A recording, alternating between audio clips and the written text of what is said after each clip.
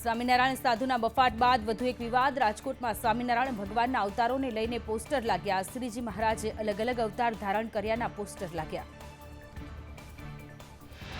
શ્રી કૃષ્ણથી લઈને પ્રદ્યુમન નારદથી લઈ શુક્રદેવજીના અવતાર હોવાનો પોસ્ટરમાં ઉલ્લેખ કરાયો. વિવિધ દેવી દેવતાઓ અવતાર હોવાનો પોસ્ટરમાં ઉલ્લેખ કરાયો. વિવાદ બાદ પોસ્ટર હટાવાયા.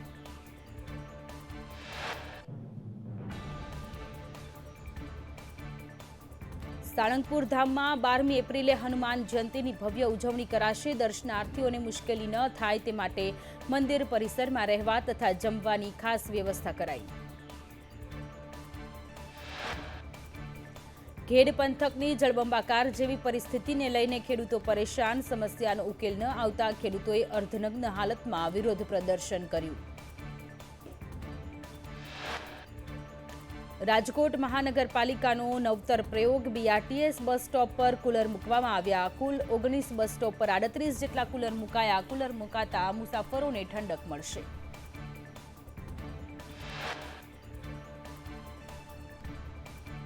સુરત મ્યુનિસિપલ કોર્પોરેશનના ડેપ્યુટી કમિશનર ડોક્ટર આશિષ નાયકનું અચાનક રાજીનામું. સ્વાસ્થ્યનું કારણ ધરી રાજીનામું ધર્યું. સુરત કોર્પોરેશનના સોલિડ વેસ્ટ વિભાગના ઇન્ચાર્જ કાર્યપાલક ઇજનેરની પણ બદલી. કાલની રત્ન કલાકારોની ઘટના બાદ જ્વલંત નાયકની તાકીદ અસરથી કરાઈ બદલી.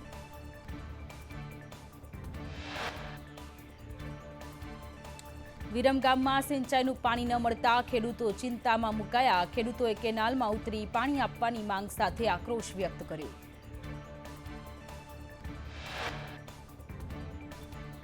રાજકોટમાં કાઠિયાવાડ ભાટિયા વિદ્યાર્થી ભવન વિવાદમાં એજ્યુકેશન હેતુથી ફાળવેલી જગ્યાનો કોમર્શિયલ ઉપયોગ કરાયો.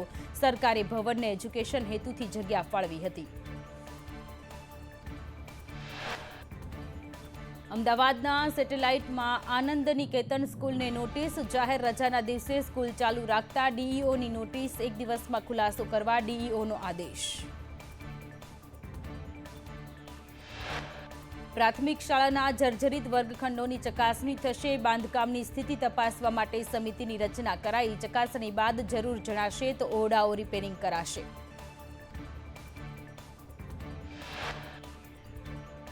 સુરતમાં રત્ન કલાકારોના વેતન વધારાની માંગ વચ્ચે ભાવમાં ઘટાડો કરતા રોષની લાગણી. ઝીણા હીરાના વેતનમાં 18થી ઘટાડી 12 કરાયો તો પ્રતિ હીરાની કામગીરીમાં ₹6 જેટલો મોટો ઘટાડો કરાતા આક્રોશ.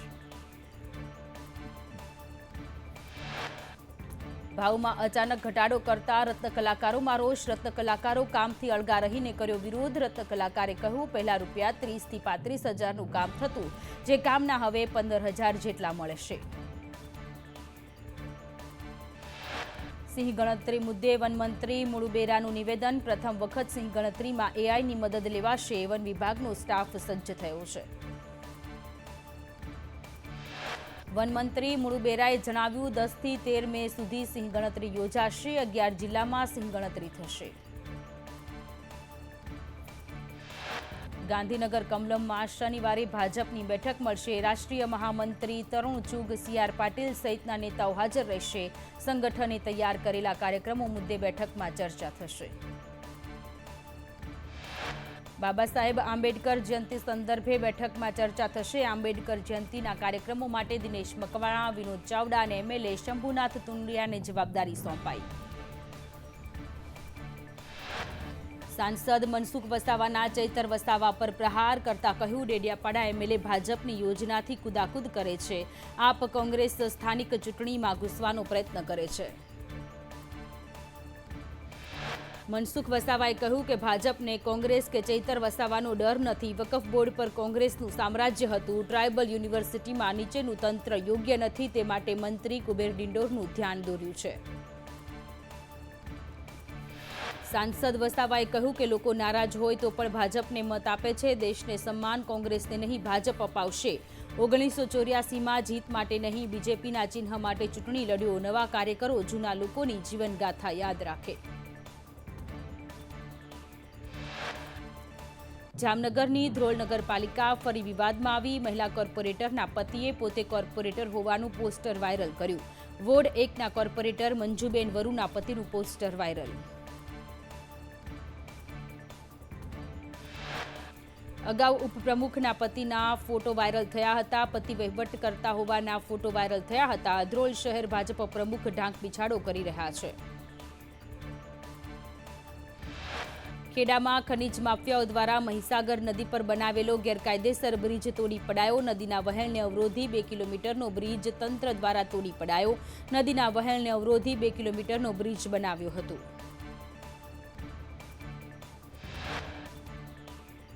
છોટાઉદેપુરના નસવાડીમાં હાઇડ્રો પ્રોજેક્ટનો વિરોધ કરવામાં આવ્યો. ડુંગર વિસ્તારના 10 ગામોમાં પ્રોજેક્ટનો વિરોધ કરવામાં આવ્યો. છેલ્લા 1 મહિનાથી સર્વેને લઈ વિવાદ ચાલી રહ્યો છે. આદિવાસીઓ જળ, જંગલ, જમીન ન છોડવા માટે મક્કમ થયેલા જોવા મળી રહ્યા છે.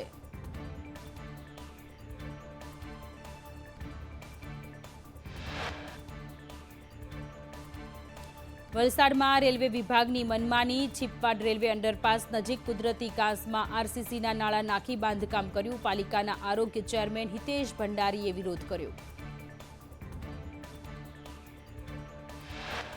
વલસાડ પાલિકાના પ્રી મોન્સૂન સર્વેમાં ગંભીર બાબત સામે આવી. પાલિકાના આરોગ્ય શાખાના ચેરમેને કોન્ટ્રાક્ટરને કામ અટકાવવા સૂચના આપી. બાંધકામનો ઉપયોગ ભારે વાહનો માટે કરાશે.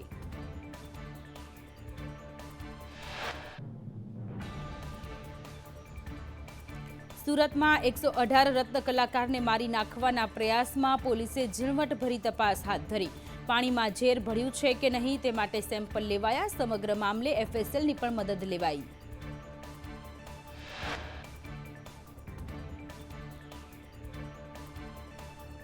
સુરતમાં રત્ન કલાકારને મારી નાખવાના પ્રયાસમાં પોલીસે તપાસ કરતા ખુલાસો થયો છે કે થોડા દિવસ અગાઉ 2 રત્ન કલાકાર વચ્ચે ઝઘડો થયો હતો. અદાવતમાં ઝેર ભેળવ્યું હોવાની દિશામાં પોલીસે તપાસ આદરી.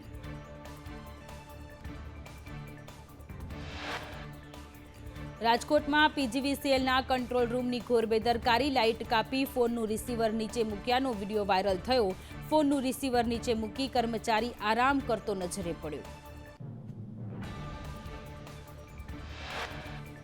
સુરતમાં કેપી સંઘવી બહાર ધરણા પર બેઠેલા વેપારી પરિવારોના ધરણા સમેટાયા. 4 એમએલએની રજૂઆત બાદ કેપી સંઘવી માલિકોએ કેસ પાછો ખેંચવાની હૈયાધારણા આપતા 12 દિવસના ધરણા સમેટાયા.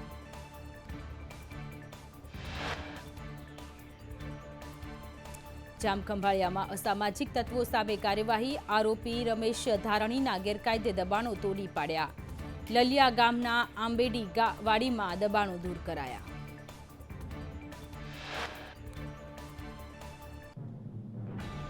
ગણદેવીમાં ખાપરવાડ ગામે હનુમાનજી મંદિરની પ્રાણ પ્રતિષ્ઠા. હનુમાન મંદિરની પ્રાણ પ્રતિષ્ઠામાં કપિરાજ પહોંચ્યા.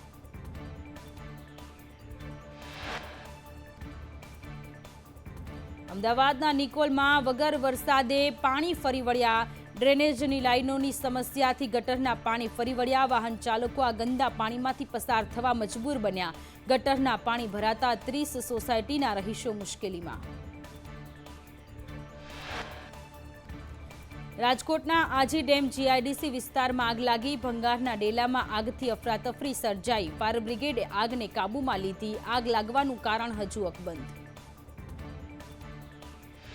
ફરાર આરોપીઓ સામે ગાંધીનગર પોલીસે ડ્રાઈવ યોજી. ગાંધીનગર એલસીબીએ નાસ્તા ફરતા આરોપીઓને ઝડપી પાડ્યા. 24 વર્ષથી ફરાર આરોપી બબલુ સદરાને ઝડપી પાડ્યો. ઠગાઈના 2 અલગ અલગ કેસમાં ફરાર 2 આરોપી ઝડપાયા. ઠગાઈ કેસમાં 5 વર્ષથી ફરાર મિલનરાજ ચૌહાણની ધરપકડ કરાઈ. ઠગાઈ કેસમાં 3 વર્ષથી ફરાર ભાર્ગવ પટેલની ધરપકડ. 3 આરોપીઓની મહારાષ્ટ્રથી ધરપકડ કરવામાં આવી. વડોદરામાં સરકારી ઓફિસને બોમ્બથી ઉડાવવાની ધમકી મળી. ધાનેરાની જીઆઈપીસીએલને બોમ્બથી ઉડાવવાની ધમકી. ચેન્નઈથી મેલ કરી બોમ્બ મૂક્યાની ધમકી અપાઈ. ચેન્નઈથી શ્રીનિવાસનના નામે ધમકી અપાઈ. બોમ્બ સ્ક્વોડ ડોગ સ્ક્વોડ દ્વારા તપાસ હાથ ધરાઈ. મેલ કરનારના આઈપી એડ્રેસની તપાસ શરૂ કરાઈ.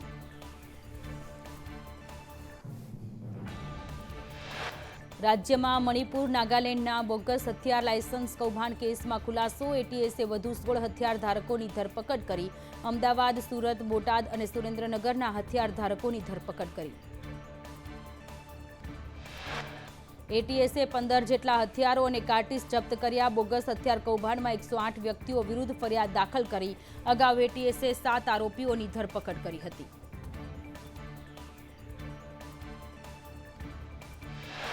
સુરતમાં બોગસ હથિયાર લાયસન્સ કાંડમાં ગજાનંદ ગન હાઉસનો અતુલ સૂત્રધાર. બોગસ લાયસન્સના આધારે અતુલ 51 હથિયાર વેચ્યા. 51માંથી અત્યાર સુધી 21 હથિયાર કબજે કરાયા. સુરતમાં હીરા દલાલ 1.5 કરોડના હીરા લઈને ફરાર. હીરા દલાલ શ્રી શ્રીમંત દેસાઈએ વેચાણ માટે મૂકેલા હીરા ગીરવે મૂકી દીધા હોવાની વાત. સારા ભાવથી હીરા વેચાણ કરી આપશે તેવી લાલચ આપી દલાલ ફરાર.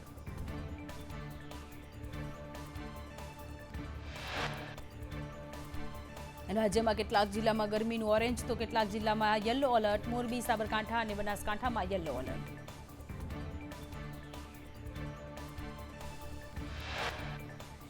ગરમીને લઈને હવામાન વિભાગની આગાહી. કાલથી રાજ્યમાં તાપમાનમાં આંશિક ઘટાડો થશે. આવતીકાલથી 2 થી 4 ડિગ્રી તાપમાન ઘટશે.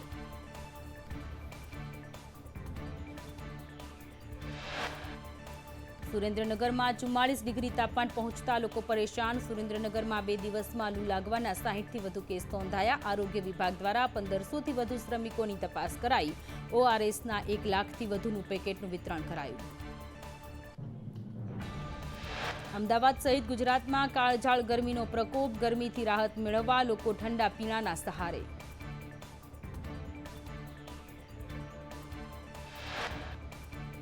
અમદાવાદમાં કાળઝાળ ગરમીથી રોગચાળો વકર્યો. સોલા સિવિલમાં 1 સપ્તાહમાં 11,790 ઓપીડી નોંધાઈ. ઝાડા ઉલટીના 18 દર્દી દાખલ. મેલેરિયાના 251, ડેન્ગ્યુના શંકાસ્પદ 76 કેસ નોંધાયા. ગરમીથી ઝાડા ઉલટી, બેભાન, ડિહાઇડ્રેશનના કેસ વધ્યા. ગરમીમાં સાવચેતી રાખવા તબીબની નાગરિકોને અપીલ. પાણી વધુ પીવું, વાસી કે બહારનું ખાવાનું ટાળવું.